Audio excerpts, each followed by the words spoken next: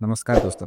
आज हम आपको लेकर चलेंगे महाभारत के उस अनुच्छेय हिस्से में जिसका मुख्य पात्र है भानुमति और उनकी अनोखी भेंट होती है स्वयं भगवान श्री कृष्ण से। आइए सुनते हैं भानुमति और श्री कृष्ण की सुंदर कथा। भानुमति कौरवों के सबसे बड़े योद्धा और राजकुमार दुर्योधन की पत्नी थे। कहा जाता है कि वो अत्यंत सुंदर, बुद्धिमान, सहृदय भी थी। महाभारत की प्रसिद्ध महिलाओं में उनका विशेष स्थान था, लेकिन उनकी कहानी केवल दुर्योधन की पत्नी तक सीमित नहीं थी। भानुमति को भगवान श्री कृष्ण से भी खास लगाव था। वे भगवान को अपना संरक्षक और मार्गदर्शक मानती थी। एक बार श्री कृष्ण दुर्योधन के निमंत्रण पर हस्तिनापुर आए। दुर्योधन ने भव्य उत्सव का आयोजित किया, जिसमें शराब और फौज का भरपूर प्रबंध किया गया।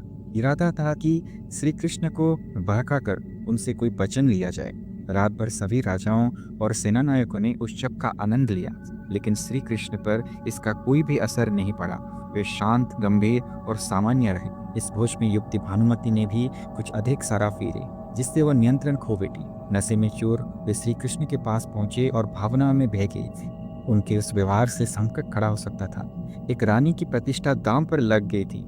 श्री कृष्ण ने स्थिति को समझा और पूरी सहृदयता से भानुमति को संभाला। वे भानुमति को बच्चे की तरफ गोद में उठाकर उनके सासू माँ गांधारी के पास पहुंचाते हैं, ताकि उनका सुरक्षा और सम्मान बचे रहे। जब भानुमति को सच्चाई का पता चला तो वो बहुत दुखी हुई। उन्हें समझ आया कि कृष्ण ने उनकी इज्जत बचाकर उन्हें नया जीवन दिया। उनका हृदय भगवान श्री कृष्ण के प्रति भक्ति, श्रद्धा और सम्मान से भर गया।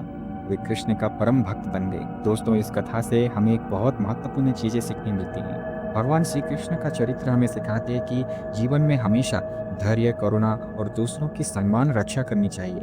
कृष्ण ने भानुमति के कठिन परिस्थिति में भी उसकी मदद की, उसका सम्मान बचाया और उसे मार्गदर्शन दिया। हमें भी अपने जीवन में कृष्ण के इन गुणों को अपनाना चाहिए। हर परिस्थिति में सही निर्णय लेना, दूसरों की सहायता करना और समाज में प्रेम, सद्भाव फैलाना।